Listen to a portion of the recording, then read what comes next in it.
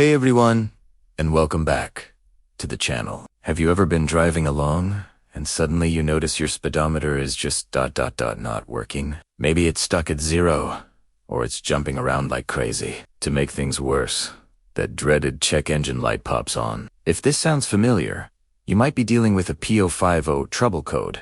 Don't worry, it sounds technical, but we're gonna break it all down today.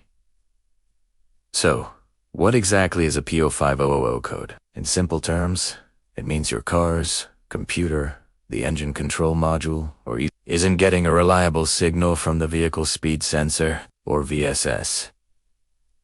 Think of the VSS as your car's personal fitness tracker. It measures how fast your wheels are spinning and sends that information back to the brain of the car. This isn't just about knowing how fast you're going. That speed data is crucial for a lot of other systems. It helps the transmission shift gears at the right time, manages the fuel-to-air ratio for optimal engine performance, and even controls your cruise control. When that signal is lost or erratic, the ECM gets confused and flags the P0500 code.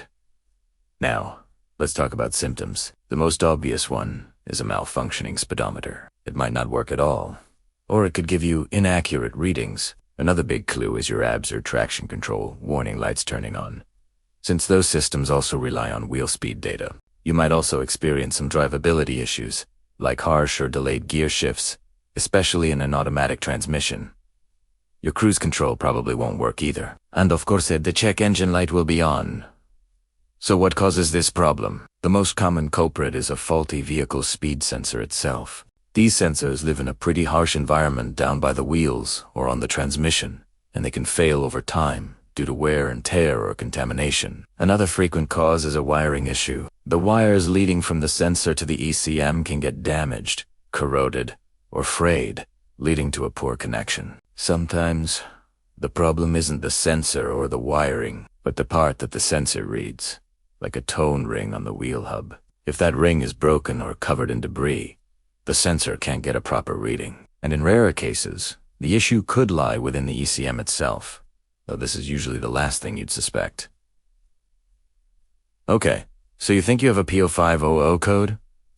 What's next? The first step is to confirm it. You'll need an OBD2 scanner. Plug it into your car's diagnostic port, usually under the dashboard, and see if P0500 pops up. Once confirmed, you can start troubleshooting. A great place to start is with a visual inspection. Get a good look at the vehicle's speed sensor and its wiring. Do you see any obvious damage, like broken wires or a loose connector? Is the sensor covered in dirt or grime? Sometimes a simple cleaning is all it takes. Check the tone ring as well if you can see it. Make sure it's clean and intact. If everything looks good visually, the next step is to test the sensor and its circuit. You'll need a multimeter for this. You can test for voltage at the sensor's connector to make sure it's getting power. You can also test the sensor's resistance to see if it is within the manufacturer's specified range. This might sound a bit technical, but there are tons of great tutorials online for your specific make and model that can walk you through it step by step. If you determine the sensor is bad, the good news is that replacing it is often a straightforward and relatively inexpensive DIY job. Usually, it's held in by just 1 or 2 bolts. Just disconnect the wiring, unbolt the old sensor, and pop the new one in. However, the difficulty can vary a lot depending on where the sensor is located on your car. Some are easy to get to, while others might require removing a wheel or other components. If you've replaced the sensor and you're still getting the code, the problem is likely in the wiring or, in rare cases, the ECM.